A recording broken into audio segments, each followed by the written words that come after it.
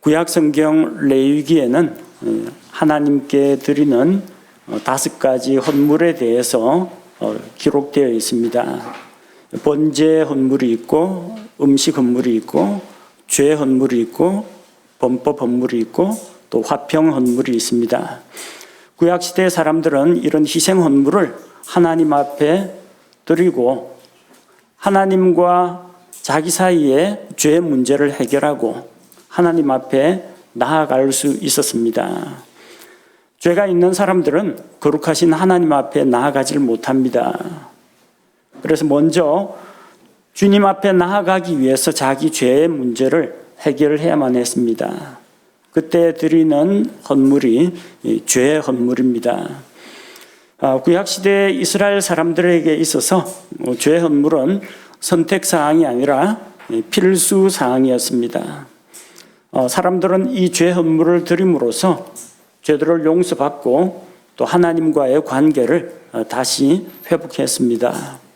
오늘은 구약 성경에 기록된 그 죄 헌물 제도를 통해서 구약 시대 사람들은 어떻게 하나님의 용서를 받았는지 살펴보고 또 우리를 위해서 대속의 피를 흘리시고 죽으신 예수 그리스도의 사랑을 다시 한번 기억하고자 합니다. 구약시대 죄 헌물을 드리는 절차를 살펴보고 또 그 가운데에서 우리가 발견할 수 있는 진리들을 같이 살펴보도록 하겠습니다. 첫째로 하나의 죄만 있어도 죄인이라는 겁니다. 27절 말씀에 기록되어 있습니다. 주의 명령들 중에서 하나라도 어기고 조금이라도 행하여 유죄가 된 경우에 죄를 몇 가지 지어야 죄인이 될까요? 죄가 있으면은 죄인입니다. 죄를 10개, 20개 지어야 되는 게 아니고 100개, 10,000개 지어야 죄인이라고 하지 않습니다. 단 하나의 죄라도 있으면은 죄인입니다. 죄를 얼마나 많이 지어야 죄인이 될까요? 죄를 적게 짓고 많이 짓고 상관이 없습니다. 조금이라도 죄를 지으면 유죄가 됩니다. 오늘날 법에서도 마찬가지입니다. 죄가 몇 가지냐가 중요한 게 아니라 죄가 있느냐 없느냐, 그것이 죄인이냐 아니냐를 판가름하는 기준이 됩니다. 구약시대 유대인들의 율법은 흔히 알려지기로는 10가지 명령, 10계명이 있다고 알려져 있습니다. 근데 실제로는 하나님께서 구약 성경에서 이스라엘 백성에게 이것을 행하라, 하라고 하신 말씀이 248가지입니다. 그리고 이것을 하지 말라, 금지하신 부정적인 명령이 365가지입니다. 그래서 613가지가 있습니다. 이거 다 외우기도 힘들어요. 그런 말씀 하셨던가? 이 상황에서 이게 적용되는가? 그러다 보니까 생활 곳곳에서 하나님 앞에서 자기가 아무리 조심을 한다고 할지라도 이 연약한 사람, 또 죄의 본성을 가지고 있는 사람, 죄에 길들여진 사람은 죄를 지을 수밖에 없는 존재들입니다. 이 가운데 단 하나의 명령이라도 어기면은 유죄가 됩니다. 예를 들어서 안식일에 일을 하지 말라고 했습니다. 명령은 간단하죠. 안식일을 지켜 거룩하게 하라고 했는데 일이라는 게 뭡니까? 내가 안식일에 물길로 가도 안식일 위반입니다. 안식일에 나무를 해도 안식일 위반입니다. 나무를 한지게 해와도, 아니 나무까지 몇 가지를 주워와도 많고 적음이 문제가 아니라 안식일 위반입니다. 다 죄로 간주가 되었다는 겁니다. 그래서 구약시대 사람들 가운데에서 이 율법의 말씀을 완전히 다 지킨 사람은 없었습니다. 하나님의 말씀을 완전히 하나님을 만족시킬 만한 수준으로 지켜 행한 사람은 찾아볼 수가 없다는 겁니다.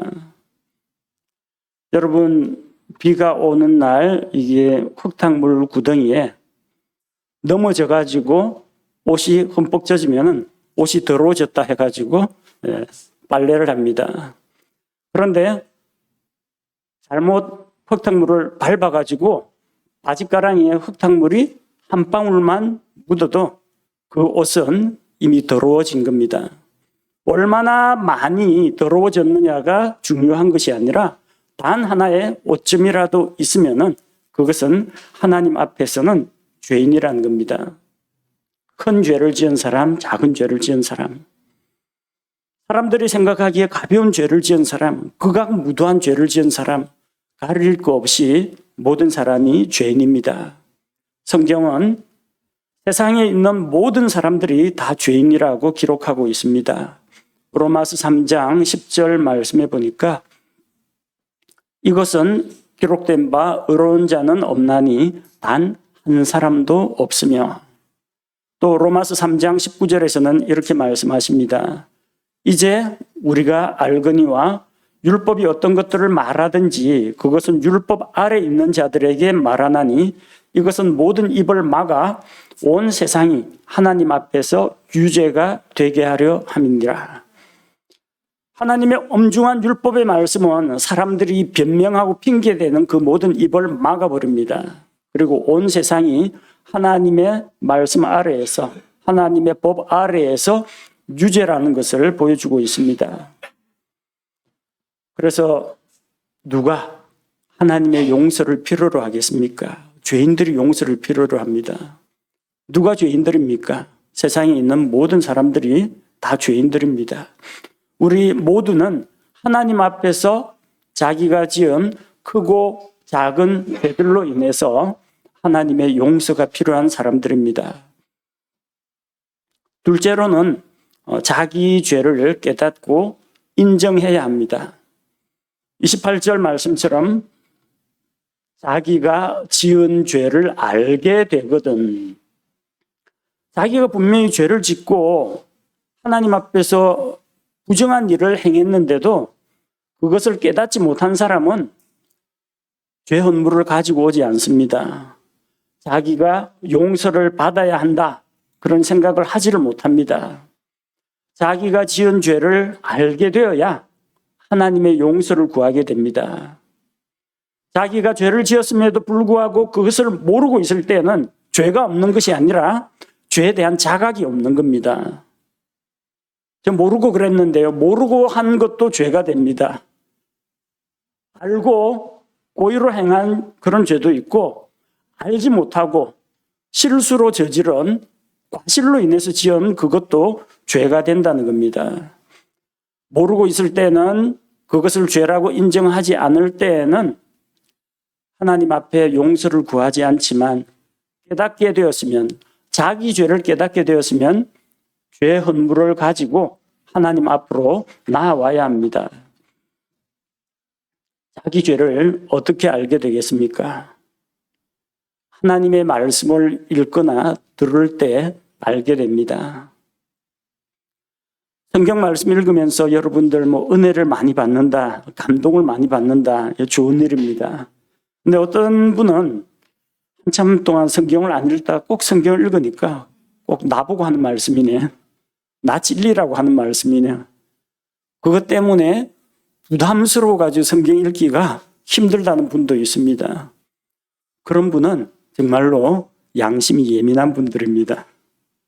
진짜 흉악한 죄인들은 그런 거 듣고 읽어도 그냥 전혀 아무렇지도 않게 다 튕겨내버립니다. 근데 말씀을 듣고 찔림을 받는다는 것은 양심이 살아있다는 이야기예요.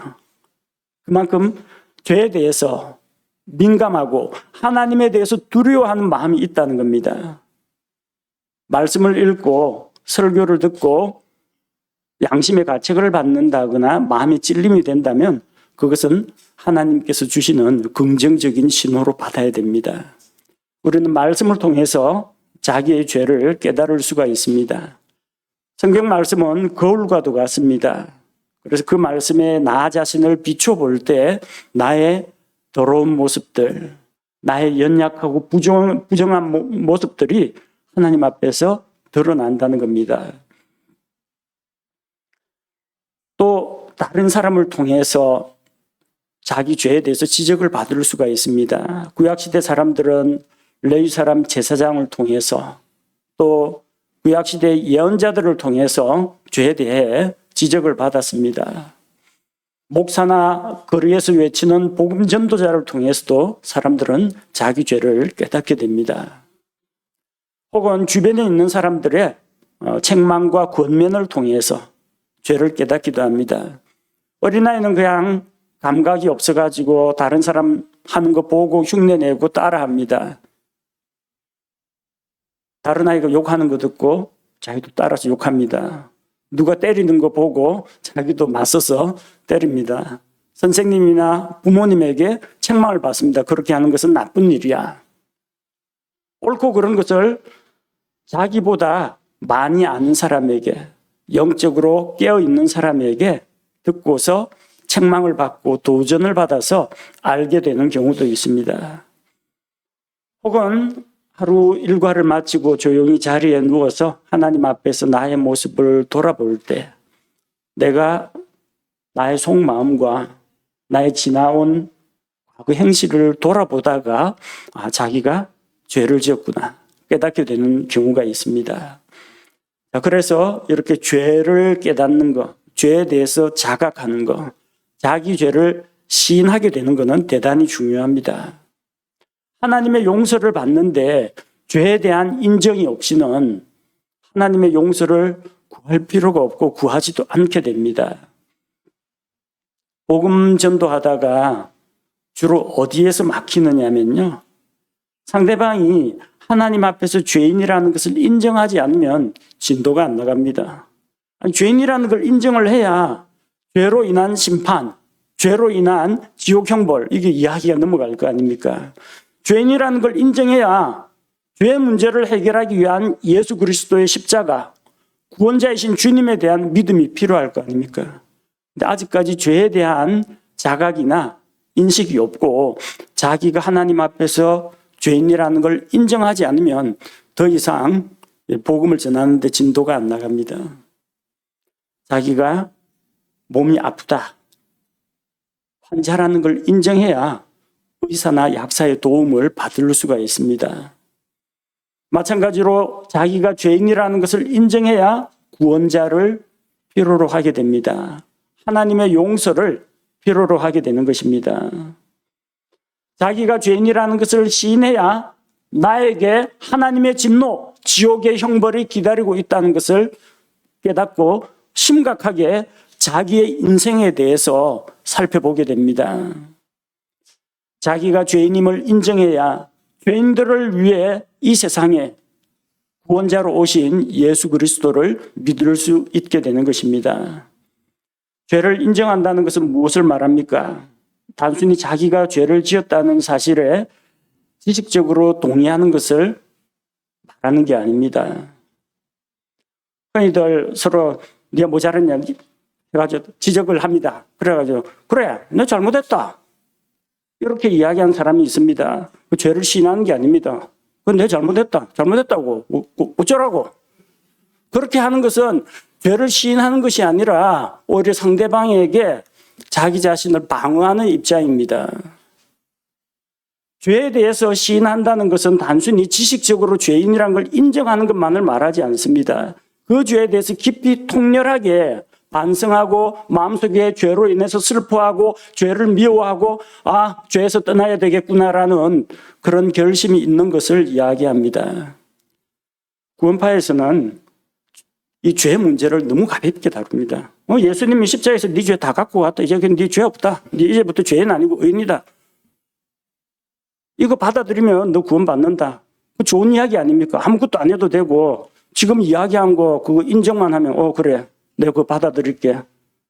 너무나 쉽게 구원을 받습니다. 뭐가 빠졌습니까? 죄에 대한 회개가 없습니다. 회개가 없는 구원이에요.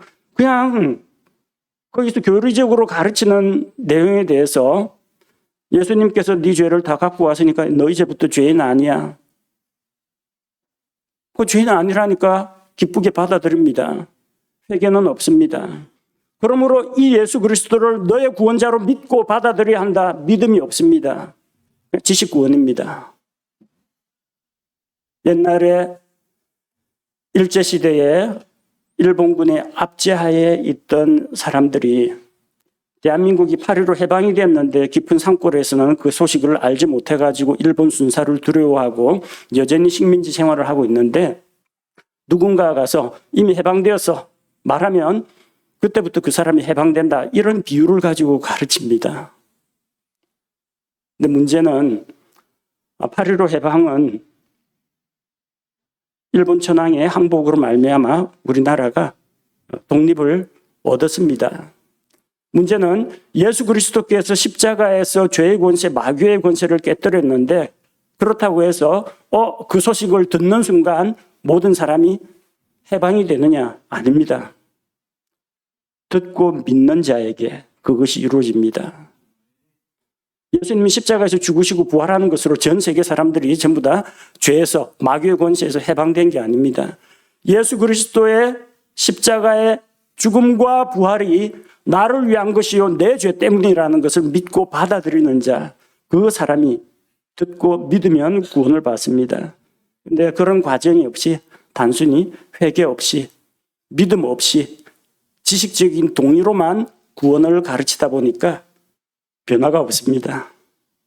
성장이 없습니다. 왜 변화나 성장이 없습니까? 태어나지 않았기 때문입니다. 하나님의 성령으로 말미암아 다시 태어나지 않았기 때문에 교리적으로는 죄인이 아니다, 의인이다, 그렇게 강조 세뇌하다시피 사람들 머릿속에 심어주는데, 생명이 없다 보니까 사람들이 자라질 않습니다. 죄를 시인한다는 것은 자기가 죄인이라는 것에 대한 지식적인 동의만 있으면 되는 게 아닙니다.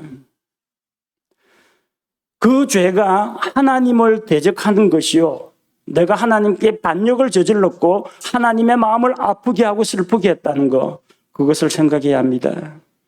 죄는 우리의 준법성의 문제가 아닙니다. 죄는 우리의 도덕성에 대한 문제가 아닙니다. 죄는 하나님과 우리 사이의 관계의 문제인 것입니다. 죄는 하나님을 대적하여 짓는 것입니다. 따라서 죄의 용서를 받고 구원을 받으려면 하나님 앞에서 죄의 용서를 받고 하나님의 구원의 은혜를 자기 것으로 받아들여야 합니다. 죄의 용서를 받으려면 자기 죄로 인해서 슬퍼하고 애통하는 마음이 있어야 됩니다.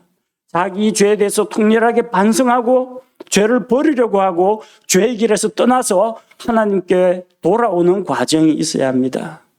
그게 아니라 예수님의 십자가가 마치 아무 죄나 무슨 죄나 지어도 다 용서받는 면죄부처럼 생각하고 그래, 머릿속으로 예수님만 믿자, 이번에도 죄 한 건 저지르고 예수님 믿는다, 십자가 의지하자, 그런 식으로 하는 것은 예수님의 십자가를 범죄자의 소굴로 만드는 것이지 결코 회개가 아니라는 겁니다. 하나님 앞에 죄 용서 받는 자는, 죄 용서 받고자 하는 자는 먼저 하나님 앞에 겸손한 마음으로 나아가서 자기가 하나님을 대적하여 죄를 지었다는 것을 고백하고, 또 이 죄를 용서할 수 있는 하나님의 그 긍휼과 하나님의 은혜에 전적으로 자기 자신을 내어 맡겨야 합니다. 셋째는 죄를 희생물에게 전가해야 됩니다. 29절 말씀해 보니까 그 죄 헌물의 머리에 안수하고, 안수라는 것이 나오는데, 안수라는 것은 그 대상에게 손을 얹는 것을 이야기합니다. 그래서 무언가를 전달할 때 죄를 전가하기도 합니다. 그리고 자기가 가지고 있는 권한을 위임하기도 합니다. 책임을 넘기기도 합니다. 그렇게 전가시키는 것을 안수라는 행위를 통해서 나타내는 겁니다. 희생물을 드리는 자가 희생물 짐승에다가 손을 얹고 자기 죄를 그것에게 전가합니다. 성경에는 세 가지 종류의 전가가 기록되어 있습니다. 첫째 전가는 아담 한 사람의 그 죄가 모든 사람들에게 전가되었다는 이야기입니다. 죄를 지은 것은 아담 한 사람이었지만 그 죄로 인해서 모든 사람에게 모든 사람이 죄인이 되었고 또 모든 사람에게 사망이 이르렀습니다. 두 번째 전가는 하나님께서 그 인류의 모든 사람의 죄를 십자가에 달린 예수 그리스도의 머리 위로 전가하셨다는 것입니다. 그래서 예수님께서 우리의 모든 죄를 대신 담당하셨다는 겁니다. 세 번째 전가는 하나님께서 예수님께서 십자가에서 이루신 그 의를 믿는 자에게 전가해 주셨다는 겁니다. 그래서 우리의 모든 죄는 예수님께서 대신 담당하시고 하나님의 의, 곧 예수 그리스도께서 십자가에서 대속으로 이루신 그 의는 우리에게 전가해 주신 것입니다. 구약시대 희생짐승의 그 머리에 손을 얹어서 안수하는 이것은 그 죄인이 자기가 지은 모든 죄와 그 죄에 대한 책임을 죄 없는 짐승에게 전가하는 행위입니다. 예수님은 우리 죄를 위한 희생 헌물이 되셔서 우리의 모든 죄를 대신 담당하시고 우리 대신 죄가 되어서 십자가에서 죽으셨습니다. 고린도 후서 5장 21절 말씀을 보니까 하나님께서 죄를 알지 못한 그분을 우리를 위하여 죄가 되게 하신 것은 우리가 그분 안에서 하나님의 의가 되게 하려 하심이라. 예수님은 우리를 위해서 하나님 앞에서 죄가 되셨습니다. 죄 덩어리가 되셨습니다. 반대로 예수님을 믿는 우리에게는 우리가 하나님의 의가 되게 하셨습니다. 구약시대 사람들은 하나님의 용서를 받기 위해서 죄 없는 짐승을 가져왔습니다. 그 짐승에게 죄를 전가했습니다. 여러분에게는 여러분의 죄를 대신 담당할 희생물이 있습니까? 오늘날 신약시대는 더 이상 희생 짐승을 요구하지 않습니다. 예수 그리스도께서 저와 여러분의 모든 죄를 대신 담당해 주셨습니다. 그러므로 그 예수님을 믿고 의지해야 합니다.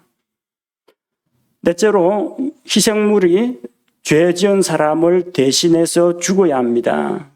29절 말씀해 보니까 번제 헌물을 잡는 장소에서 그 죄 헌물을 잡을 것이요 라고 했습니다.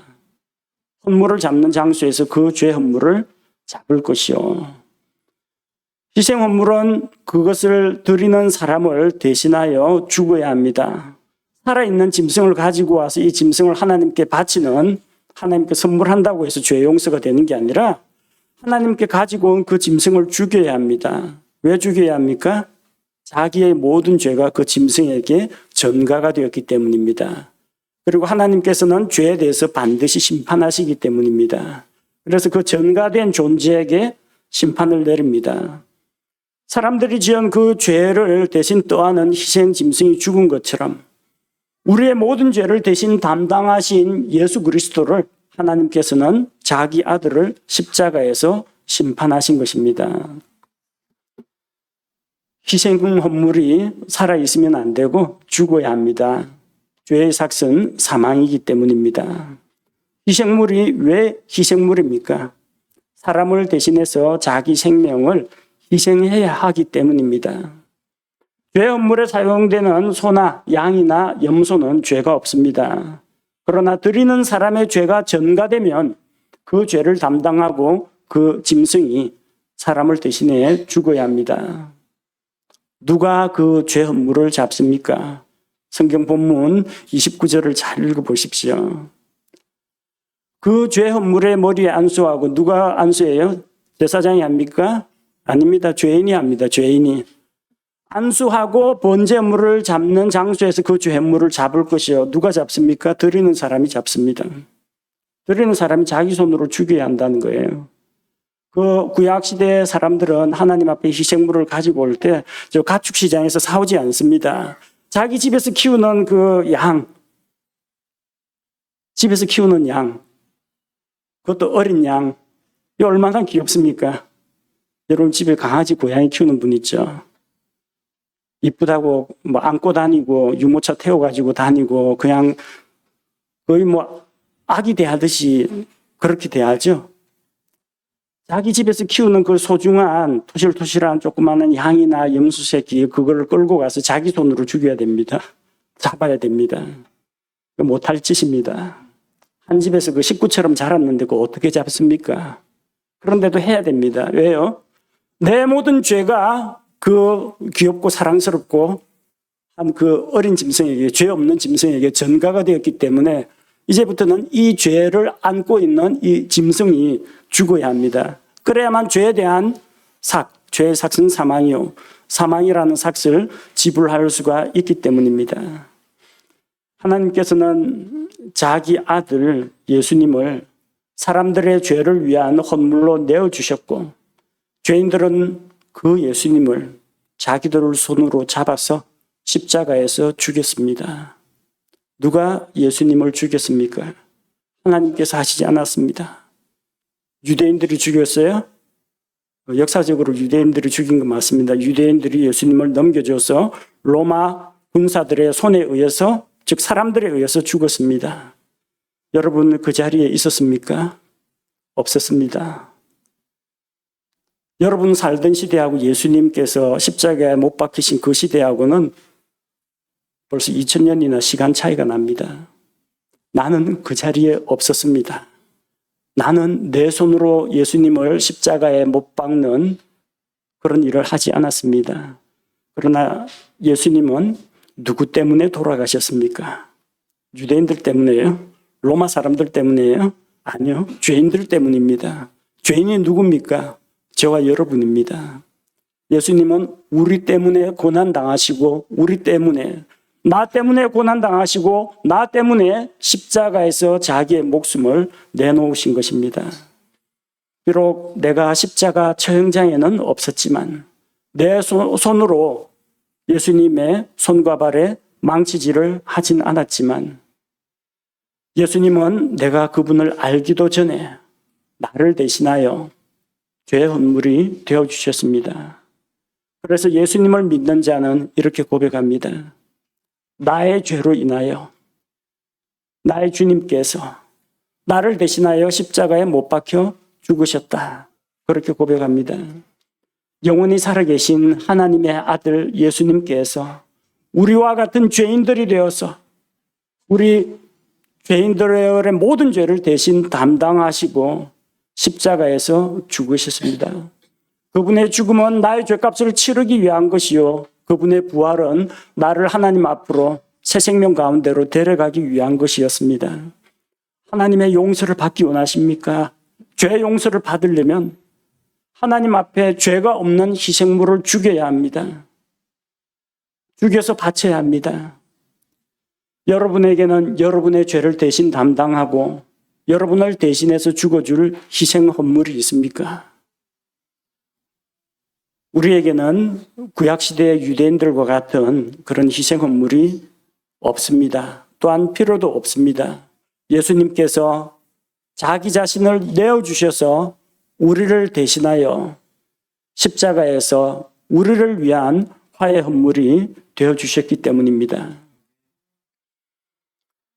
다섯째로, 희생 헌물이 죽는 거에서 끝나면 안 됩니다. 제사장은 희생물의 피를 하나님께 드려야만 했습니다. 30절 말씀해 보니까 제사장은 자기 손가락으로 그것의 피를 찍어 번제 헌물 제단의 뿔들에 바르고 그것의 피 전부를 제단 밑에 쏟을지니라.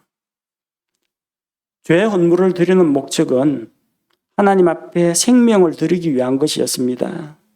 죄 헌물을 드리는 목적이 하나님 앞에 이게 양고기, 소고기를 불살라 올리는 그런 의식이 아닙니다.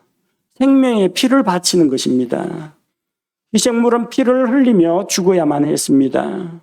레위기 17장 11절 말씀처럼 이는 육체의 생명이 피에 있기 때문이니라. 내가 피를 너희에게 주어 제단 위에 뿌려 너희 혼을 위해 속죄하게 하였나니 피가 혼을 위해 속죄하느니라. 따라서 짐승을 잡을 때, 하나님 앞에 죄 헌물을 잡을 때에는 반드시 그 헌물에, 희생 헌물에 피를 흘려야만 했습니다. 전기 충격기 갖고 잡으면 안 됩니다. 짐승을 올가미에 목매달아 갖고 이렇게 달아가지고 호흡곤란으로 죽여서도 안 됩니다. 짐승을 물에 빠뜨려서 익사시켜서 죽여도 안 됩니다. 피가 흐르도록 칼로 멱을 따서 그 피를 제단에 뿔에 바르고 제단 밑에 쏟아 부었습니다. 죄의 삭스는 사망이라고 했습니다. 그래서 생명을 바쳐야만 했습니다. 내가 바쳐야 할 그 생명 대신에 죄 없는 짐승의 생명이 바쳐졌습니다. 내가 하나님 앞에서 저 꺼지지 않는 불 속에서 영원토록 고통과 형벌을 받아야 하는데 우리 주 예수님께서 나를 대신하여 자기의 생명의 피로 우리의 죄값을 하나님 앞에 대신 지불하신 것입니다. 제사장이 그 희생물의 피를 제단에 드려서 하나님 앞에 죄의 용서를 구할 때, 대신 속죄할 때 하나님께서 그 모든 죄를 용서해 주셨습니다.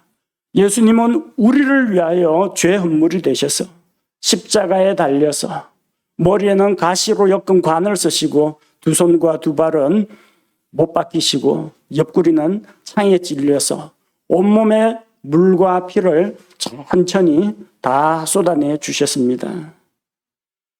그래서 자기 생명으로 우리의 모든 죄에 대한 죄값을 지불하시고 또한 부활하셔서 하늘의 성소에 들어가서 자신의 의로운 피를 하나님 앞에 바쳤습니다.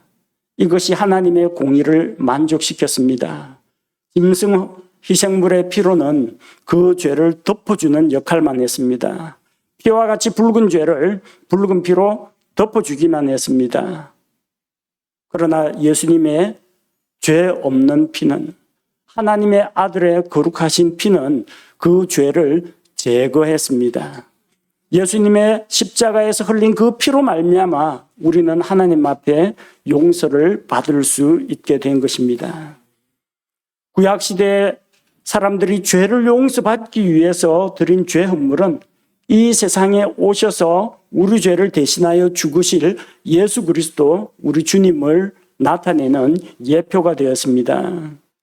하나님께서 사람의 죄를 대신하여 죄 없는 짐승이 대신 죽게 하신 것처럼 아무 죄가 없는 하나님의 아들 예수님께서 우리 죄를 대신하여 십자가에서 피 흘리고 죽으셨습니다. 하나님께 모든 죄를 용서받기를 원합니까? 누구든지 하나님의 아들이신 예수 그리스도께서 자기 죄를 대신하여 십자가에서 대신 죽으시고 또한 부활하신 것을 믿고 받아들이면 죄 용서를 받을 수가 있습니다. 우리 죄를 위해서 우리를 대신하여 그 고귀한 생명의 피를 흘려주신 우리 주 예수님께 감사를 드립니다. 또한 우리 주 예수 그리스도의 그 피를 통해서 우리의 모든 죄를 용서하시고 받아주신 하나님 아버지께 감사를 드립니다. 함께 기도하겠습니다. 하나님 아버지, 구약시대의 죄 헌물을 드리는 제사 절차를 통해서 우리의 죄가 어떻게 용서받는지 살펴보았습니다. 죄들 가운데 하나님의 명령 가운데 하나라도 어길 경우 죄인이며 참으로 부끄럽게도 우리는 하나가 아니라 참으로 여러 수십 가지를 저질러서 하나님 앞에 죄를 지었습니다. 말씀을 통해서 우리의 죄를 살펴보고 우리가 죄인임을 깨닫게 되었습니다. 우리가 짓는 이 죄들이 이 세상의 법과 도덕에 대한 것이 아니라 하나님의 선하시고 의로우신 기준에 대한 것이요, 그 기준을 우리가 어겼다는 것을 발견하고 겸손히 하나님 앞에 우리 죄를 인정하고 또 이 죄로 인하여 하나님의 마음을 아프게 하고 하나님께 반역을 저지른 것을 통회하며 죄의 길에 떠나서 주께로 돌아올 때 우리의 죄를 용서해 주셨습니다. 우리 죄를 하나님께서는 거저 용서하신 것이 아니라 우리는 값없이 용서받았으나 하나님께서는 자기 아들 예수 그리스도를 우리에게 내어주셔서 우리의 모든 죄를 예수님께 전가시키고 예수님께서 우리 대신 죄의 삭을 지불하고 십자가에서 피 흘려 죽게 하셨습니다. 예수님의 피가 우리의 모든 죄들을 제거하고 우리를 모든 죄와 불법에서 깨끗하게 하시는 것을 믿습니다. 하나님께서 우리 주 예수님이 십자가에서 흘리신 피를 받아주시고 또 그 피를 믿는 우리의 믿음을 보시고 우리의 죄들을 용서해 주신 것을 감사를 드립니다. 예수님을 세상에 보내주신 하나님 아버지께 감사를 드리고 우리 죄를 대신하여 십자가에서 대속의 피를 흘려주신 우리 주님께, 구원의 주님께 감사와 영광을 돌립니다. 아직까지 이 귀한 소식을 모르는 이 세상에 믿지 않는 사람들에게 예수 그리스도의 십자가의 보혈의 복음을 우리가 전하게 하시고 죄인들이 예수님을 희생제물로 삼아 하나님 앞에 나아와 죄 용서를 받게 하여 주옵소서. 예수님의 이름으로 기도합니다. 아멘.